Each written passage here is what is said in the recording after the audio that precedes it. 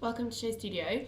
It's the New York women's wear shows, but this is a kind of an interesting one to be analysing because we're going to be talking about TELFAR, which is kind of a menswear show, kind of not. A lot of is being said online about like how, he's showing his menswear a week after the menswear shows are finished. But then I think the most interesting thing is why does it need to be defined either way? I think that's one thing that I want to talk about is the way that fashion is becoming more, not androgynous, but I think genderless, and how a lot of the pieces we're going to see can be worn by either sex. So it kind of feels limiting to call it menswear or womenswear, but we can discuss that. But before we kind of dive into our TELFAR chat, I'll just let my amazing set of panellists introduce themselves, starting with you, Hetty. Hello, I'm Hetty Judah. I'm a writer and I specialise in art and fashion. Hi, I'm Harriet Quick. I'm an editor and journalist. Hi, my name is Anastasia and I'm an editor of the Calvi Journal. That's a magazine about Russian and Eastern European contemporary culture, and I also write freelance for places like Dazed, ID and so on. I'm Darius Hassan Jaffe. I'm a senior editor of Complex magazine in the UK and a lecturer at St Martin's. Everyone sounds very impressive. So what does everyone think about what I was kind of saying just then about the way that, we tend to still, despite all these talks of, androgyny, gender-free, what have you, we do very much define things into the Women's Wear Week, the Men's Wear Week. Is that just a scheduling problem? Like, why do we have this obsession with defining what gender something fits into? Darius. Well, You're staring at me, so looking at you. Sorry, I wasn't intentional. It's all gone now. Yeah. This whole question's redundant. Sex is over. It's all redundant. Men's, like Burberry have dropped out of LCM. LCM was a huge success, but I just think the distinction's going to go. The important distinction is not going to be menswear and women's wear, it's going to be streetwear and high fashion. That's interesting. What's your thoughts, Hetty? There are two things I just want to. I think one briefly is that when all of the menswear week started, I think everybody was getting fatigued. I mean, you're only up spending kind of 4 months of the year travelling around the world at fashion shows. So it's just unsustainable. Everybody was getting sick all the time. I mean, you I'm know always what it's little. So it's just, just from that practical perspective, it's completely unsustainable to expect everybody to take 4 months out of the year to be watching shows. I think also, I was writing an essay about kind of Yohji and Com back in the early days, and right in his early interviews in the 80s, Yohji was saying, I've always wanted to make clothes that can be worn by men and women, but I don't think that the market was ready for it. Yeah, it's been a lot of it. And so a lot of it's driven by the retail end of things, where retail, even you guys with Machine A, I go on the Machine A website for the shop, and the first thing it asks you is men or women. Men or women, First question, and that's the most radical store in London. Yeah. So, that's just, it's that binary dominates retail. Yeah. And until But it's like that, the way budgets are split, floors are split, everything is there. And, I know that Selfridges did their kind of androgynous room, but I felt like that was kind of a marketing gimmick. Yeah. It's not Agenda. real. Yeah. It's interesting though, because I did a thing on the FT for it recently, and I did find people are kind of making steps, even retailers who would probably say are kind of relatively conservative retailers are kind of making steps to do things a little bit differently. So an example that I drew on was the way that Matches and I think Opening Ceremony have actually done it as well. They bought Grace Wales Bonnet, which is a menswear label, but they bought it for women. But then it's still, as you say, it does mean that it's defining whether it's men's or women's. And no retailers have a kind of gender neutral section, and I think it's interesting in a way because I think it is one of those things that no matter how much we kind of go on about it as press, the reality is so removed. It kind of reminds me of that thing, where press really hype a young designer but they've actually got no stockists. I think it's a kind of similar thing. We're all like, everyone dresses gender neutral, everyone does this, but then the reality is so conservative. I think I got asked this by Belle Jacobs the other day. She was interviewing me, and she said, why do men have such a problem with skirts? And it's because you don't want to get beaten up. It's essentially what the problem is, right? So you go to school, you're told conform, and as a man, women have to put up with sexual harassment. As a man, until you're about 25, you'll basically spend a lot of your time worrying about violence. So there is that, but there is the proportion of the population that actually buy high fashion are quite that proportion. You see it in men fashion journalists. They're wearing it. they're wearing women's wear.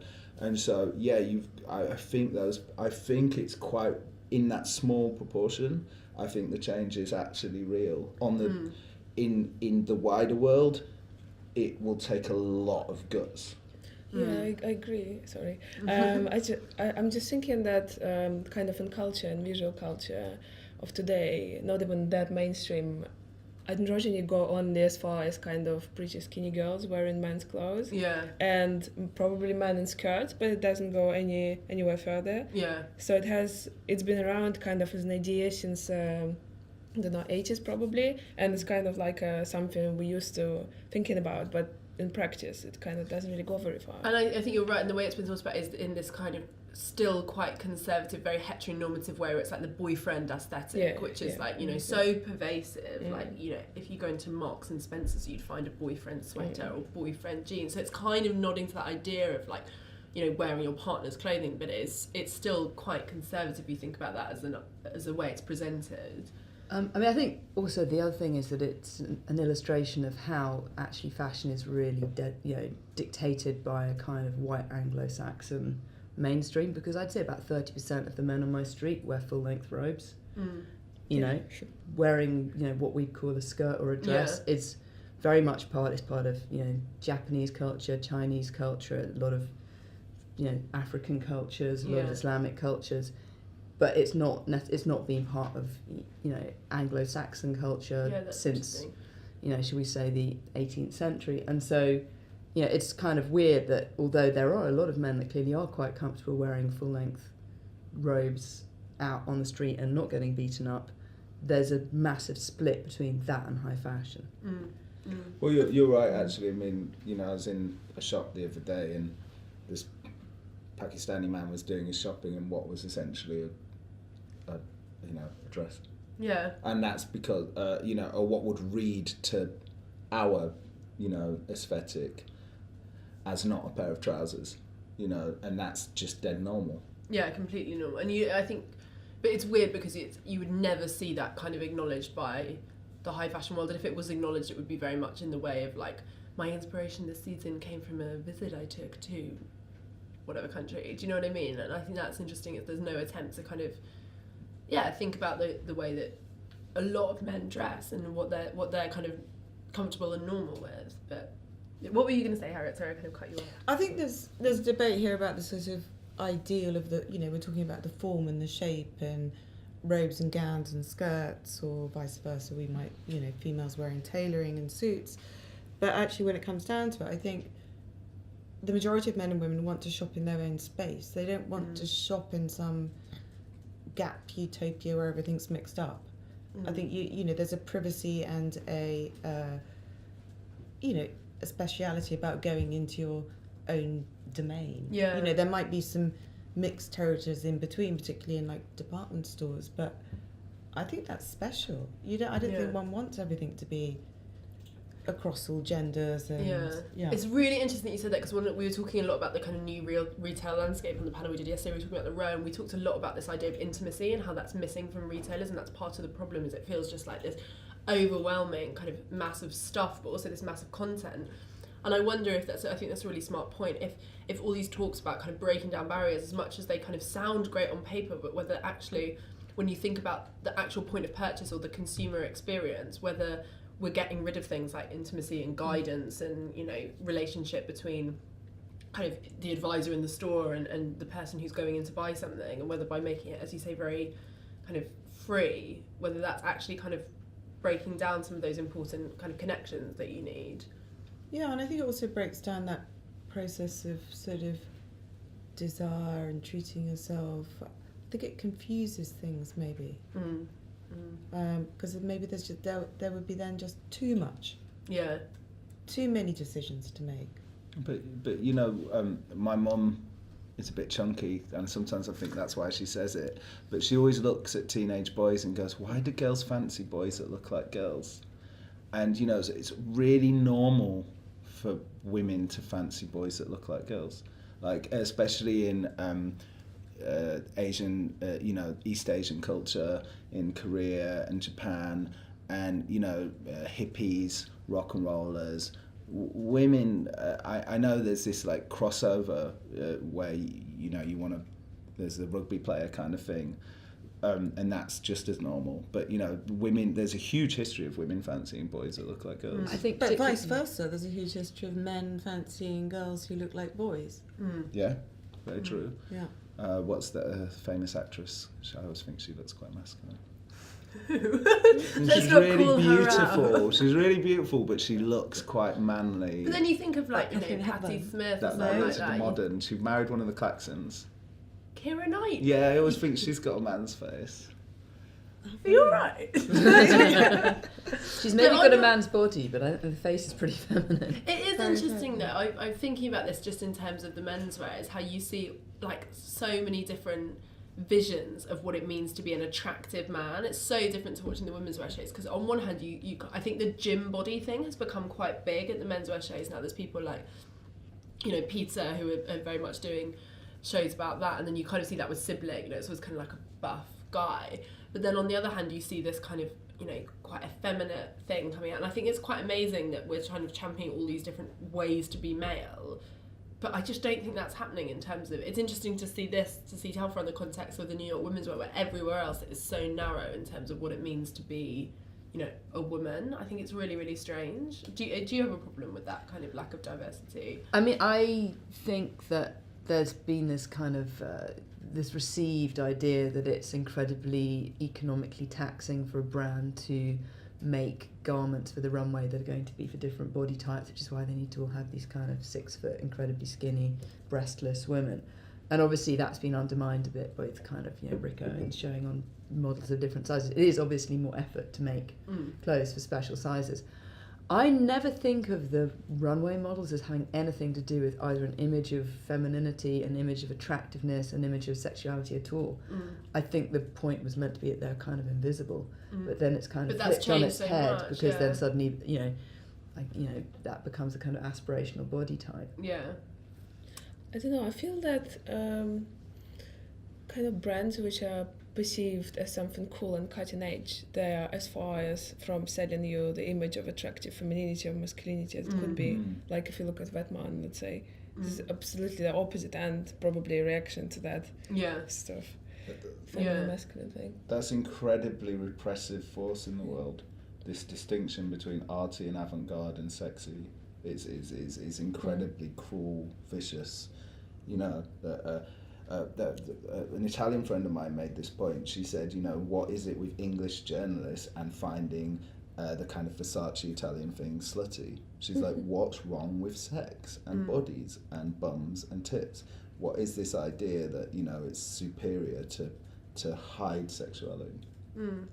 But do you think that's what a lot of the kind of avant-garde design is doing? I think a lot of the avant-garde design that we're seeing at the moment is very about sex. Like I think what Vetmont do is quite sexual and it's quite sensual. I mean, Gosh's work is very much about sex and desire, and I think it's interesting that anyway, because I think you're right, this kind of, if you look back and you kind of think of the more avant-garde and more experimental designers, you did often think about them kind of disguising the body, or not, like no one would be like, oh, comme des garçons, hot, like, do you know what I mean? Whereas you kind of do with things like this new wave of designers that come out, you think of them as much more engaged with those leather boots are sexy. Yeah, but also like Hood by Air, it's very much about sex and subculture and counterculture, but all tied to kind of sexuality. It's super interesting. I think it's looking at a different sexuality rather than denying the fact that it exists and it drives you. It's more like you take sexuality from the club, not from like, I don't know. Yeah, it's more visceral, isn't it? It's a more visceral expression as opposed to something that's conformed to being breast width, hips. Jessica Rabbit. Yeah. It's looking more into the act of sex, I guess, or expressing that in clothes, or the gesture. Yeah, that's interesting. I mean, I think that it kind of, in a way, goes back to that divide between Dior and Balenciaga, where you've got someone that's jamming a woman into a corset, making a completely unnatural hourglass body shape, and someone that's then trying to create something that's quite a liberating silhouette that's nonetheless got something very chic happening to it. And I guess there was this idea that if you're going to wear chic intellectual fashion, then it's not going to conform to some sexualised body shape. And I guess that's endured into this thing where suddenly if you're going to wear something intellectual, it can't be sexy at the same time, Yeah. which is like, you know, obviously pernicious. And as you looking were at a lot saying. of the New York shows, it's very much hitting on those notes. You know, it's Yeah. calf-length skirts. It's Yeah. sort of quite demure tops. It's sort of got that blue stocking appeal, I guess. Yeah, definitely. Which is what I find really interesting, is kind of going on to a different type, but it's what I've always found really interesting about what Miuccia Prada does, because I feel like it's like that pinnacle of intellectual fashion, but it's always, I think, quite sensual, and it's very much about, it's quite fetishy sometimes as well, and I think that's really interesting, because it is kind of refusing to accept that idea of that to be smart you can't be kind of hot or sexy or even acknowledge your kind of femininity. Well, I'm reading this incredible book at the moment on Berlin between about 1860 and 1933, and it's about gay history of Berlin,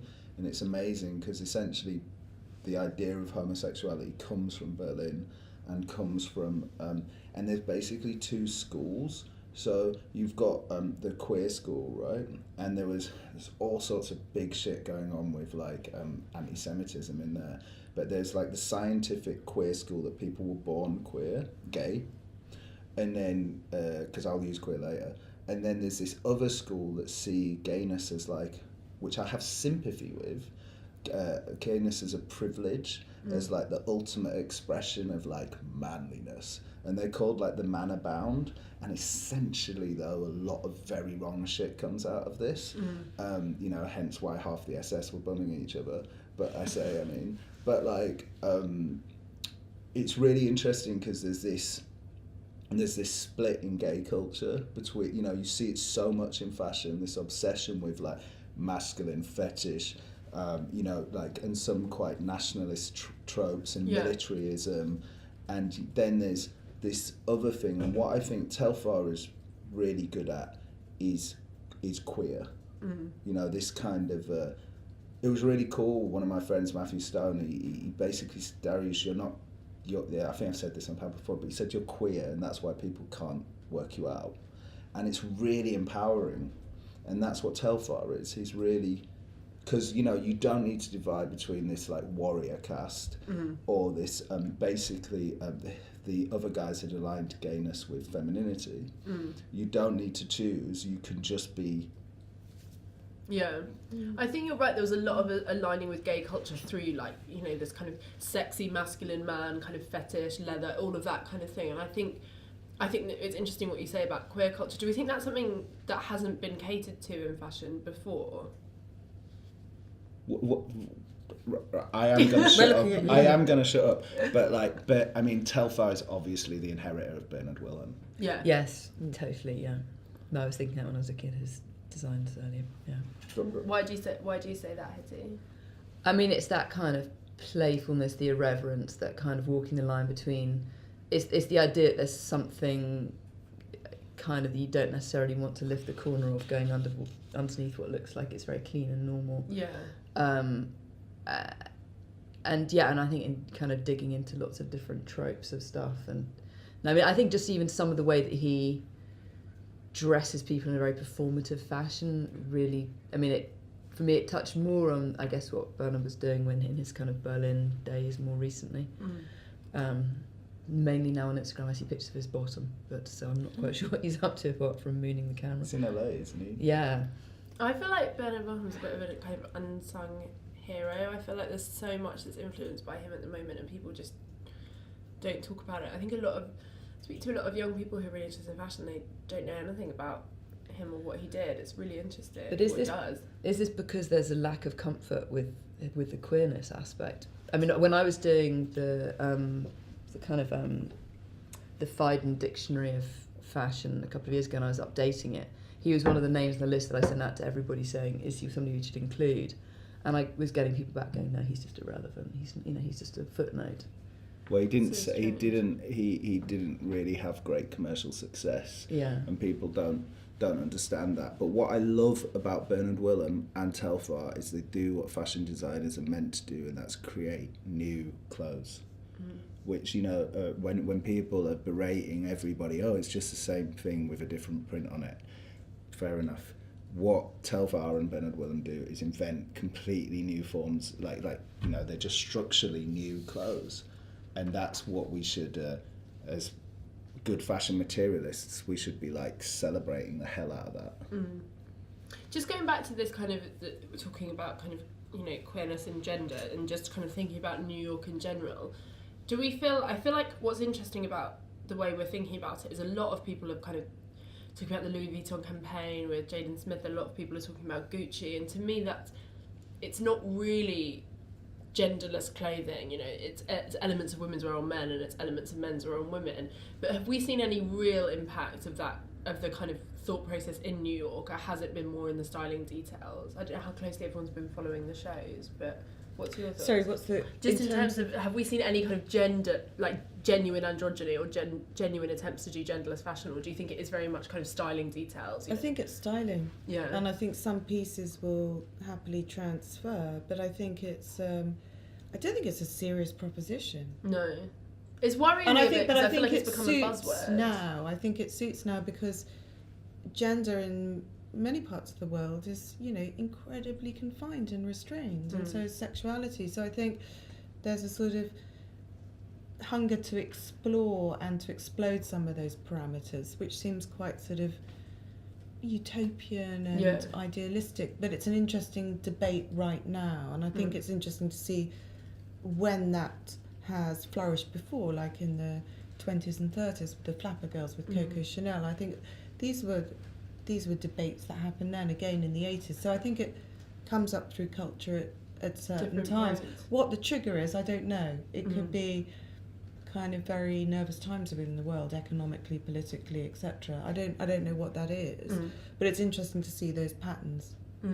It's interesting that you say that, you know, it's very kind of hotly debated at the moment, because I guess maybe that's what I'm asking is do we feel like this is all this kind of talk and this buzz, is it going to actually manifest as big change to the fashion system where retailers are, you know, having gender neutral sections where it's not so split between men's and women's, where we don't have a men's week and a women's week?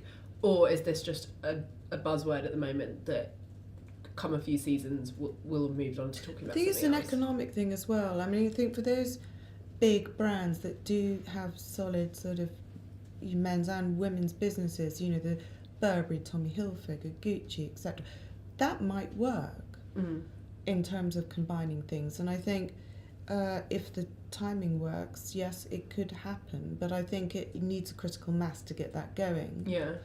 And I think the spend on that makes sense. Why do show 4 collections when you can show 2? Yeah. And then put more different kind of budgets into cruise, into trips, into parties, into other types of experiences. Yeah. Maybe that's one thinking on it. So do you think it is, a lot of it is about money rather than this kind of real desire to break down gender? Well, I think, I'd love to think that's why I I think it's got to have an economic strategy, of course. But then again, you think, actually, where do you find those spaces that can suddenly accommodate 4,000 people and not 2,000? Yeah, that's what I've been thinking a lot about. I'm thinking who's going to get... We talked a little bit yesterday about the effect that all of this is going to have on fashion criticism, and we were saying, you know, it's going to be the kind of independent publications, the menswear voices who are cut from those shows, and then it's going to be the big glossies who could, because, you know, if they're trying to invite men's and women's, it's just going to be advertisers who more fool them. Yeah. Because, you know, the person that loves Gucci and relentlessly will always buy it.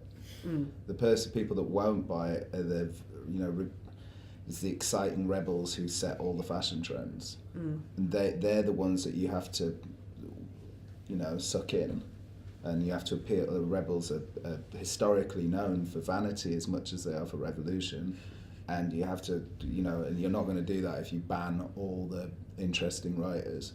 But also, you know, what's kind of like, I freaked out after the last set of panels because I thought I'd been really anti-fashion, and then having watched Colin McDowell, Tim Blanks, Sarah Moa all be anti-fashion as well. I wouldn't compare myself to their knowledge level, but it was interesting that that's the mood. And the shows are essentially advertising luxury products. Nobody goes on about the Hermes show because it's irrelevant, and I think to some extent high fashion, it's the relevancy can't be guaranteed. Basically, when we've got an economic model where the big fashion houses have own the fashion media, and so the fashion media obviously think that the high fashion brands are the most important brands because they're the ones that pay for them. So what's happening now is that people are going, do you know what, if I really want to connect with a designer, I can buy Kottweiler or Nazir, where I know the designer's making the decisions, and I know that it's real craft, and or I could buy Telfar, where I know that it's real craft. And so those people all also exist outside of Fashion Week, and I think we'll just see Fashion Week becoming a big celebrity circus that's less relevant to fashion. And fashion will happen online, at events, buying a Telfar doll. Telfar's incredible at turning fashion into art in the collectibles. He's incredible at thinking, what is a collectible, what is an event, how do I get in galleries? But how much is this going to filter down to the point, I think it's interesting what you say about buying something like Kottweiler and Nazir, where you feel like there is a real connection with the person that's making it, which I agree is really lost with these bigger brands. But I do think if you walk down so many streets, and not even streets like a Bond Street or Sloane Street, just Oxford Street, and you stopped your average person and you said, if you had £2,000, where would you go and buy it? A lot of girls would say, I'd buy a Celine bag, or they'd say, I'd buy Louis Vuitton, and the guys would say, I'll buy Gucci or Vuitton or Hermes or something. And that's what I'm interested in, is when is the point where it's going to kind of filter down, where people make more decisions? I think in a way it's more important if those great ideas filter into making a more diverse, more tolerant cultural space. I think to me it probably would be more important than kind of telling people what to buy. It's telling people to think differently. The kind of same thing with this sort of buzzword, like even transgender became a buzzword, but does it really change our attitude to the issue? Does it really change how we look at other people? I think that's what's good about Telfar, is that it's sort of, even if you don't necessarily desire the clothes, it makes you to look differently at things, and it's so great about him. I mean, I think there's also an interesting generational shift that's coming together with, I guess, stuff like the work that you guys have been doing here at SHOWstudio, nice. Which is that, I mean, I think that rather than having a fashion show, you can express an awful lot about your brand by putting stuff up in moving image. But I think, what I find interesting, and we've got my son sitting over here this morning, is that when I see him and his brother looking at music videos, there's no sense that something was recorded 20 years ago or something was recorded last week. And I think in the same way, if you're just trawling around on the internet looking at content, if something interests you, it doesn't you're not necessarily going to discriminate between that being an enormous brand or that being just something that's young and exciting. And so it then becomes quite a democratic space.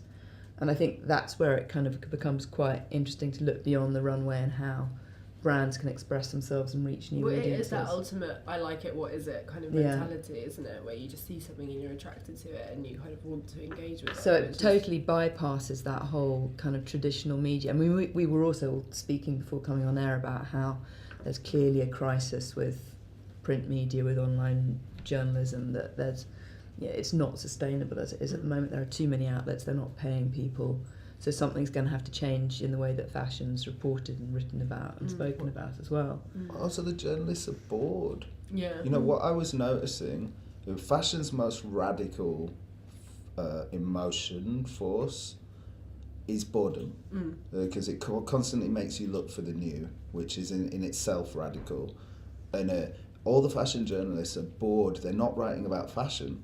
I read some of the biggest journalists and I'm like, shit, I've been telling my students to write about clothes, and I'm looking at the thing and thinking, where are you actually writing about the clothes? Yeah, it's so true this season, and people have even made jokes about that while writing. It's like everyone's just writing about the show system and buy straight from the runway and all of these changes. No one's writing about the clothes. And it's interesting what you said about this anti-fashion mentality, is it's like this point where what everyone is writing about is how we're part of a broken system and it's not really working. It feels really, really strange time to be sitting kind of looking at all the collections. But they're looking for fashion at brand shows, right? Yeah. So I think people will buy Louis Vuitton just as they buy Nike, but if you're looking for fashion, you'll definitely find fashion at Telfar. when I went to see, the only TELFAR show I went to see was in a gallery on Bowery, and Patti Smith was doing a poetry reading downstairs, and there was only about 8 people there, and they were all either like Slavin Mogutan or like working for DIS. That was fashion, right? That was like, fashion was coming out of the walls, it was bleeding off the ceiling. But like, fashion isn't at some big massive perfume companies like boring repetitive brand show. But I don't know if that's the case, because one of the things that I found really exciting is I love emerging designers and new brands and what have you, and I think, you know, it's easy to be seduced by the newness and the kind of just the fact it feels, you know, curious and kind of naive and different. But then I love going to Kim Jones's Louis Vuitton show. I think what he does is amazing, and I think it's luxury, but it is also fashion in the same way. I think what's happened with, you know, a lot of these designers who are coming out of big brands and then doing really, really interesting things. You love going to Louis Vuitton, but you don't want to go 30, 40 times to an imitation. Like Kim Jones is the master. He understands the importance of obscure DJs and t-shirt and streetwear designers. He's in with them all, right? But you don't want to go 45 times and then have to write about it and have a mental breakdown and be on Xanax, you know, and like, and also not be able to get any work done because you're there for 6 months. So we need, there'll always be Louis Vuitton, there'll always be really expensive Givenchy champagne at the Rothschild mansion, but it can't be 50 times. Yeah. So what's the future? What needs to happen? Well, I think there's only going to be more and more people wanting to create labels and clothes and collections. It's not going to reduce. Yeah. So I guess it's about what you want to focus on. Yeah. Those power brands aren't going to go away, are they? But they might want to invest 51% in TELFAR. Yeah. And try and, you know, parent it in a different way. Mm. I think the problem's time though, because I think that's the problem. Is like, you're right, those power brands aren't going to go away, but I feel like at the moment the problem is journalists literally have no time. So even I have it sometimes where I go to Fashion Week and someone will email me and be like, oh, I'm showing off schedule, but I'd love you to pop by, and you literally do not have time. So then you're like, you know, you can't go, and then I start to think this is really weird. I'm a journalist, I'm meant to be kind of excited by new talent, new things, but I physically can't go because I've got to go to, you know, Gucci or this or that or this, and I think back about, you know, when you hear stories about, you know, people doing amazing presentations, like, you know, off the schedule, and how everyone went and everyone was dying for a ticket, and I think that just would not happen anymore because everyone would be like, oh, Calvin Klein are an advertiser, I've got to go there. Do you know what I mean? It's like that kind of... But the advertising is dead. Advertising as a media model has collapsed. They're not advertising anymore. What they're doing is creating content. So actually, the more distinctive your editorial voice is, the more likely you are to be good at creating good content. So there is a destructive side also, which means you have to put 20 million pictures of Kim Kardashian on in order to get the hits to put the branded content with. But advertising is dead. Like, but I don't think most brands think like that. I think, you know, everyone... Well, the magazines are flipping out because you cannot make money from online advertising. It's impossible. Like, nobody's doing it. There's not one kind of structure that's doing it. So it's about making content, or it's about becoming a university, or it's about doing careers, or it's about making branded content. So this, it'll change a bit. Mm. I just wonder how long... Sorry, go ahead. Go into the show. Yeah, let's talk about the show. Yeah. That's a good idea. So, yeah, going back to what I was saying just about kind of how we define this, is one thing that's interesting is it is like it's kind of a menswear show, but it's kind of not in that sense. But just to give you a bit of a background on looking at the pieces, is they're kind of layers and layers and layers of t-shirts kind of worn over each other. Can we go a little bit slower? So they look really sort of simple, but when you see them up close, it's like, you know, 20 t-shirts all worn over. There's a really good quote as well. I was just doing some research and reading old interviews that he's done, and he talks about kind of his ethnicity, and he said, when people think of a black designer, they expect it to have a hip-hop influence, or they want it to have a street edge. They want a TV representation of what a black line is. They just think of puffy. I think of my line as encompassing everything, and I think that's really interesting when you look at it, because I was even reading some of the reviews and some of the things that was said on social media, and everyone was being like, oh, street this, street that, and I think I look at it and I don't see that at all, but I think it's interesting just to think of that in the context of this show. He's super conceptual. He talks about wanting to be the person that puts together sportswear and virtual reality. He's done stuff at the New Gallery. One of you will know. But you know, that place, it's boring gallery mostly, but it's very prestigious. Like, he's so art fashion, which when you go to New York, you know, London doesn't have that relationship with the art world the way that New York does, where art is almost... Everybody's like, oh, have you been to this gallery? Do you know this curator? You know, it's much stronger, like, kind of cultural force there. And he's so art. There is also this sense of him being part of a really fascinating milieu at the moment, that he's collaborating with people that are really straddling the kind of world between branding, art and fashion and business in a way that doesn't seem to exist over here at all. But in a really savvy way, it's really... that you can't pin down. It's kind of slippery. Well, when he used when he made his fake advertising campaign, and they very cleverly used visual and sound effects people who were bored with their day jobs but are all incredibly creative people to work on his project. And and he works with like Fatima, of course, who's like Future Brown. It's like all these kind of art nodes. That anybody in art world is sort of into. The fact that, like, for one of his first shows, he had Solomon Chase, who's one of the guys at Disc Magazine, do his shoes. It's all kind of, and I think Kenzo was, when Kenzo first did the whole opening ceremony thing, and he was talking about the new boring, and boring being perverse and boring being extreme, like years before K-Hole Gallery. Like, this guy is a real force. Yeah, it's like it was a year before that K-Hole report. But I mean, they're artists as well, so I imagine there's a crossover, because they also work with Ryan Tricarton at the New Museum Triennial. They did all of the graphic identity for it. So I imagine that there's some kind of filtration of ideas going on too.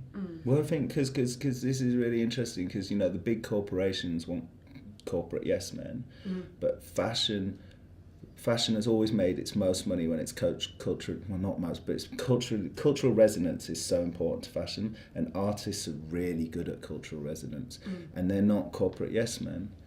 And when the pop music boomed, or when hip hop first boomed, it was because the record labels said, you know what, we don't understand this. Let the kids in, give them a job, and let them run with it. And that's when pop music blew up, and that's when hip hop blew up. And I think it's the same with fashion. You've got to let people like TELFAR, you've got to let them run. Yeah. When you say you've got to let them run, you imply that, he's not getting the attention he deserves at the moment, or people don't know about it, or... He's been in it for 10 years. I'm sorry, but he's been in it for 10 years. He's what the fuck? Yeah. You think he should have had more attention? It's interesting because people they say... I think, it's important to still call something that's 10 years old an emerging brand, because we expect an awful lot of success, 2 years in or something. But then you're right, 10 years in a way is a long time. And I think people still think of TELFAR as like a new, young designer. But I think he's very difficult to categorise as well. It's like you were saying, was it, I can't remember which one of you it was that was talking about how people were expecting kind of streetwear, and he's doing things that are radically unrecognisable with each collection as well. So it's not like there's a kind of sequence and it's like, oh, that's building on stuff that he was doing, the language he was building on before. When you look at all that kind of ripped, deconstructed, wrapped stuff he was doing in one collection, or that kind of super normcore thing he was doing. I mean, this has no relation to what we're seeing now. I mean, you can see this is all really beautifully constructed and really interesting cuts, and it's framing bits of the body in a fascinating way, but it doesn't, beyond the technical aspect of it, the kind of aesthetic language is extremely distinct, collection to collection. But it's also quiet. I think, he talks about this all the time, it's like he wants something, he's like, I want to be the next Michael Kors, but on purpose, which I thought was like a really clever thing to say, because it's like that idea of like things being kind of quiet and basic and simple, but deliberately so. And it goes back to what you were saying, Darius, about boring. And I think Yeah, did you guys read Kathy Horan, where she was kind of reporting on public school and Prabal Gurung and a whole bunch of designers, and she just wrote about this like obsession with Instagram moments and how it's just led to so much absurdity that's kind of redundant. And I was thinking about that a lot, because part of the thing when you look at something like this is it's so modern in the sense of it's so internet friendly, but it's also so not internet friendly at the same time. No, I mean the technique that goes into that is not something you can see on a photograph. I mean, you know, I'm finding it as always really, really super frustrating seeing it on a really small screen, but there's a lot of texture, there's a lot of finish, there's a lot of, you know, seams going off in interesting directions and not doing what they're meant to do at all. I think you're right. To some extent, his creativity is almost a little bit his enemy, in that each show is so different. There are so many ideas that to some extent it's been hard for him to build up a brand with the pieces rather than what he does. I think you're correct. And also there's a massive benefit. You know, I always think of TELFAR, Kottweiler, Nazir, Hoodbuyer did really well to actually avoid being lionized in the first couple of seasons. What do you mean?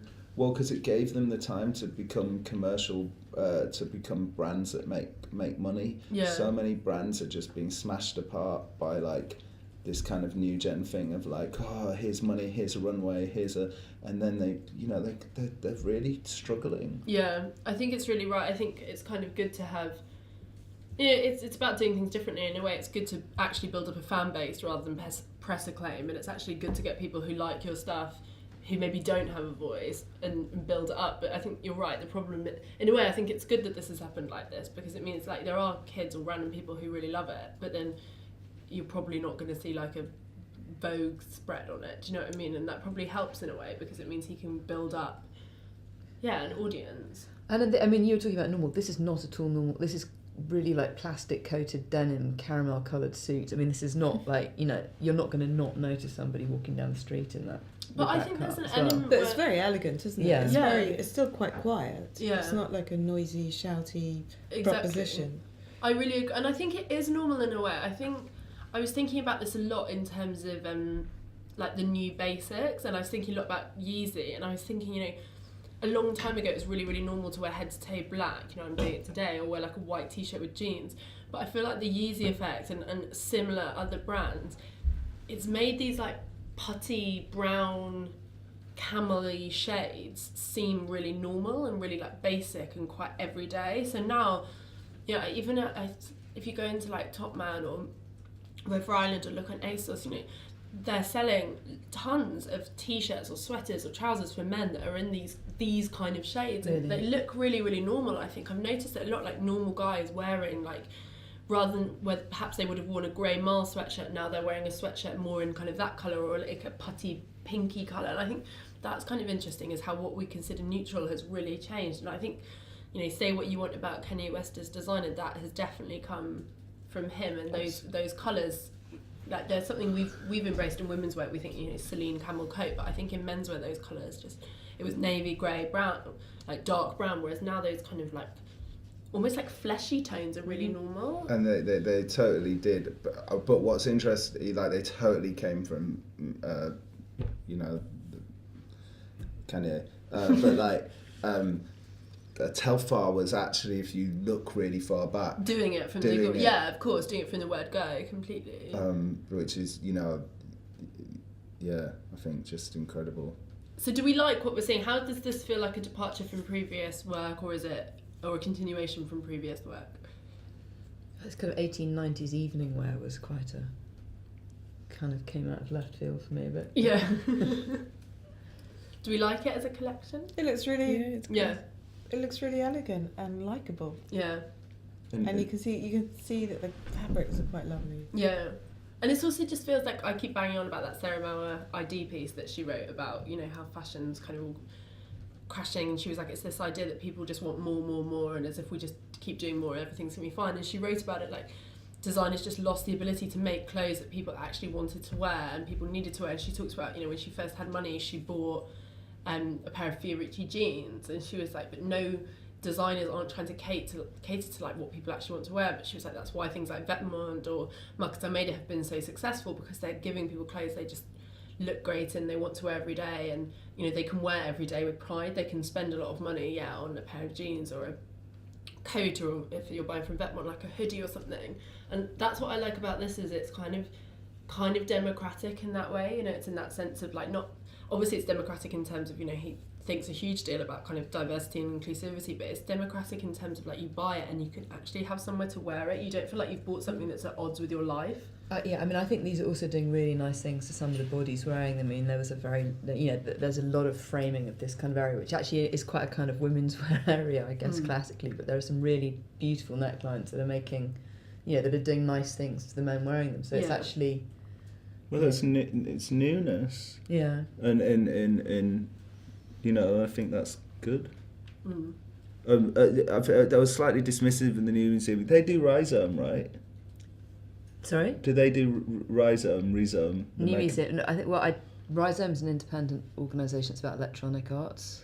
Oh, okay. Because I thought and they also have a linked. publication. They maybe are institutionally linked, but I think Rhizome's independent. Because I think, you know, when I think of like aesthetics, of like what's new aesthetics, you know, they're always so on it. Like it's like, you know, so important, that magazine. And I see TELFAR as what his clever thing is being able to exist in that space and that kind of rhizome space, and also creating clothes that just look nice, that aren't kind of plastered in a kind of fake futurism. You know, they're like, and I think that's really clever and kind of calming and kind of...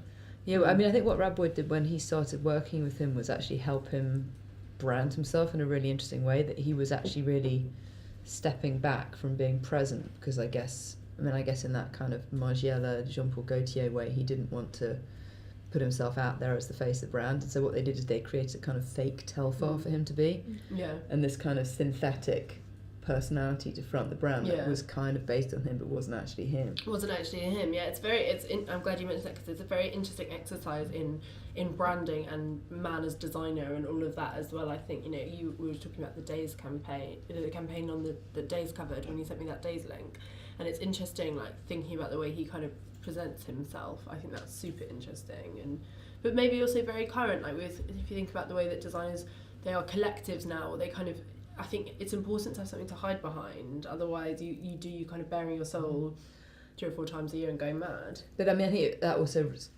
connects really strongly to a lot of stuff that's going on with Rhizome at the moment. So for example, they developed a kind of a new software where they can freeze stuff that's like art that's put up on Instagram. So there was that Amalia Ullman piece, Excellences and Perfections, which is where she created a fake version of herself, and over about 6 months did a performance on Instagram. And so I think people playing with kind of fake, you know, like perfected or faked versions of themselves is very much something that's happening in the art world as well. So that's, I mean, it's a kind of interesting intermeshing between the two. And that's what happens when you get dressed. Well, you're just constantly creating fake versions of yourself, aren't you? It's you create your own avatar. Yeah. It's like... Unfortunately, mine are always less good than I think I should. Yeah, I know exactly. Mine's always like a really disappointing avatar. I think that's quite an interesting note to end on, actually, this idea of like clothes and what the purpose of getting dressed is, because maybe that's something we don't think about. If I hadn't got dressed, it would have been a horrifying panel, I promise. Naked panel. Yeah. Gross. Well, shall we give them a round of applause for giving us so much interesting discussion?